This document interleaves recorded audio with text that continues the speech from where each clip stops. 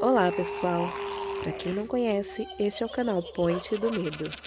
Aqui você verá histórias de terror, ufologia, fanfics e muito mais. Deixe seu joinha no final do vídeo. Aproveite! Meu filho, Jack, demonstrou sua consciência em relação à natureza quando tinha apenas 2 anos de idade. Apontou para algo que eu não podia ver em uma árvore e disse piu-piu, antes de 3 pássaros saíssem voando. Nosso cachorro, adotado Toby, tinha mania de fugir, mas Jack sempre conseguia encontrá-lo quando dávamos uma volta de carro. Meu instinto paterno me dizia que era algo muito maior que apenas intuição e queria testá-lo. A primeira lição de caça de Jack foi matar os ratos do celeiro dos fundos. Jack não gostava muito do calibre 22 e desprezava o ato de matar. Mesmo se tratando de vermes nojentos, como os ratos de 2 quilos que comiam todos os produtos de nossa loja. Mas o fez, que precisava ser feito, e era bom naquilo. Bom demais. Eu não conseguia entender. Jack estava matando ratos e pulando em zigue-zague e acertando vários ratos com um único tiro, enquanto eu tinha sorte de conseguir um ou outro. Se eu fosse capaz de fazer aquilo aos 10 anos de idade, teria achado que era um dos homens mais mortais do mundo. Mas aparentemente, meu filho era mais reservado e tinha mais tato do que eu. Em 2 horas e meia, enfiou 32 ratos em um saco de lixo. Eu, apenas 4. Jack afirmou que só restavam 3 ratos machos e que dispersariam logo mais para procurar novas parceiras. Jack estava certo. Jack agia como meu guia quando íamos caçar ou pescar juntos. Todas as vezes, meu filho me levava em direção dos maiores alces ou peixes sem hesitar. Não considerava trapaça ter Jack como meu guia de caça. Considerava um fato de Deus para que tivéssemos uma pequena vantagem nas nossas competições entre pais e filhos. Os prêmios eram a entrada de graça em eventos maiores e mais tempo com meu filho. Na verdade, a mãe dele odiava nossas semanas longe no mundo selvagem. Mas então conseguimos nosso maior prêmio até aquele momento, por pegarmos um Marlin preto de 138 quilos. Tive que empilhar todo o dinheiro na frente dela, só para que visse quanto dinheiro. $1.300.000. Eram realmente antes de colocar todo no banco. Jack havia localizado e ganhado o Marlin preto em seu aniversário de 16 anos. Depois de várias vitórias, minha esposa viu o talento de Jack, pelo que realmente era, um dom amolado por anos de treinamento em campo. Um dom que iam além do mundo dos esportes, como por exemplo, a menina. Estávamos voltando para a casa de carro do supermercado quando Jack nos fez parar o carro. Sabia que alguém não muito longe dali, da estrada, precisava de nossa ajuda. Nós paramos e seguimos Jack até o que parecia ser um poço seco, onde encontramos uma menina que havia caído por entre as tábuas podres lá dentro. Jack teve sua foto tirada, junto com os paramédicos. Apareceu na capa de 2 jornais locais com o título Garoto encontra e salva a menina local de dentro de um tanque de água abandonado. Mas ainda, minha esposa não gostava de todo o tempo longe de casa, e isso eu não podia mudar, mas podia mudar o nosso endereço. Então, pegamos uma parte do nosso prêmio e compramos uma casa em outro estado, em um local bem arborizado, perto das maiores competições nacionais. Todas as 144 fotos e vídeos do número 127 da McQueen Street mostravam uma casa de 2 andares, muito bonita e moderna, em relação às outras casas que estavam à venda por $50 mil. Venda por dificuldades de divórcio. O chefe de polícia da cidade era o dono e garantiu pessoalmente a boa condição. Baseando somente em fotos, nós arrumamos nossas coisas e dirigimos por mais de 2 dias diretos, 2.575 quilômetros, até a nossa nova casa. Apesar de 144 fotos e 19 telefonemas, comprar uma propriedade sem checá-la primeiro parecia a coisa mais estúpida a se fazer para minha esposa e eu quando mais dirigimos. Nossa ansiedade permaneceu conosco até que vimos a vizinhança acolhedora, o exterior imaculado e os quartos abertos, parcialmente mobiliados no interior. Minha esposa amou o jardim e a vista. Eu amei a garagem e o fato de que toda a fundação e estrutura da casa eram novos.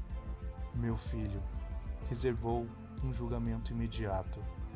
Parecia um pouco hesitante andando pela casa. Quando desfazíamos as malas, meu filho ficou olhando apreensivamente em volta, como se estivesse esperando que algo aparecesse e o mordesse. Sua paranoia chegou ao auge quando se pendurou na sacada para tirar uma lâmpada no centro da parede abaixo. Jack pegou a lâmpada e a quebrou na rua. Fui conversar com ele. Contei que confiava nele, até com a minha vida, e nunca havia o questionado. Mas agora precisava saber o porquê ele quebrou a lâmpada. Jack olhou para casa por um longo tempo e disse: Pai, eu não rastreio esses animais pelos pequenos rastros no chão ou pelo jeito que as águas estão se movendo. É um sentido de um órgão que provavelmente está no meu cérebro, como um nariz. Mas somente eu tenho esse tipo de nariz, do tipo que fareja, onde animais, até mesmo pessoas estão. E eu não posso descrever o cheiro para alguém que nunca teve esse nariz, mas posso sentir o cheiro de uma maneira diferente, mesmo no escuro, mesmo se você colocar minha cabeça dentro de um bloco de gesso. E aquela lâmpada estava viva, pai. Sentia como um pássaro vivo, como um cachorro, como você, como eu, como aquela garota no tanque de água. Perguntei ao meu filho se a lâmpada ainda estava viva. Ele olhou para os cacos da lâmpada na rua e murmurou: Não, não como antes, mas... Ele não terminou a frase enquanto olhava a nossa nova casa em tons pastéis. Ele parecia estar consumido com uma preocupação sombria. Naquele momento, minha esposa e eu estávamos exaustos de dirigir mais de 1.000 quilômetros, enquanto dentro dos nossos últimos $100 mil e a ideia de desperdiçar aquilo em um hotel sujo por um período indefinido de tempo não era uma opção que eu estava disposto a aceitar. Admito que descartei as preocupações do meu filho como sendo paranoia induzida pela puberdade. Eu também descartei a percepção de quão bobo esse raciocínio era. Era uma boa casa, era barata, ao lado de algumas grandes competições. Simples assim. Eu viveria com lâmpadas sencientes. O que poderiam fazer? Desligar e ligar? Transformar minha casa em uma rave? Nós gostávamos do fato de que a casa já tinha ótimos armários, cômodas e camas, ainda com plástico de fábrica. Uma visão fantástica para viajantes cansados, portanto, apenas um colchão de ar furado. Nós só tínhamos energia suficiente para achar os lençóis nas malas e fazer a cama, desmoronando imediatamente. Não me lembro de quanto tempo dormi, mas acordei no escuro, sem ser capaz de me mover, como se a cama estivesse me segurando, como se fosse o ímã mais poderoso do mundo, e que eu fosse feito de puro ferro. Vi minha esposa debatendo-se levemente sobre os cobertores. Emitia sons fracos, como se estivesse com dor. A pior parte é que eu não conseguia nem levantar um braço para tirar o cobertor para ver o que tinha de errado com ela. Eu estaria morto se não fosse Jack, me arrancando da cama. Eu caí flácido nos braços do meu filho. Não sentia falta de energia, não estava sem fôlego, simplesmente não tinha força física para ficar de pé. Pior ainda, quando caí, meus pés descalços e minhas mãos tocavam o chão de madeira e pude sentir aquela sucção magnética novamente. Meu filho, de apenas 65 quilos, me carregava e eu senti que tinha uns 110 quilos descendo as escadas e para fora da casa, como se eu fosse uma pequena noiva, e me colocou no gramado da frente. Minha cama estava viva também, pai, Jack disse, quando me ajudava a ficar de pé, com as pernas bambas. Não me deitei nela. Eu fui no seu quarto para te acordar, mas já estava deitado. Caí novamente, pedi para Jack ligar para a polícia. Fiquei surpreso a ver o chefe de polícia, que era o dono da casa antes de nós, aparecer junto do corpo de bombeiros. Foram até o quarto e encontraram a calcinha de minha esposa em nossa cama, mas nenhuma mulher. O chefe acreditava firmemente que minha esposa estava simplesmente confusa e perdida e que apareceria a qualquer momento, e riu quando eu contei o que aconteceu com o fato de estar preso à cama. Até riu quando eu disse que eu tinha 110 quilos e 2 metros algumas horas antes. Agora, eu tinha mais ou menos a mesma altura e pesava menos do que meu filho. Então o policial perguntou: "Você quer que eu acredite que essa casa estava de alguma forma te devorando? Que comeu sua esposa? Você é louco?" Era exatamente o que eu queria que ele acreditasse. E se eu não fosse tão grandalhão como era antes, teria me absorvido totalmente, como aconteceu com minha esposa, até que eles a encontraram. O chefe voltou com minha esposa enrolada em um daqueles pesados cobertores aquecidos. Ambos sorriam, sorrisos inabaláveis.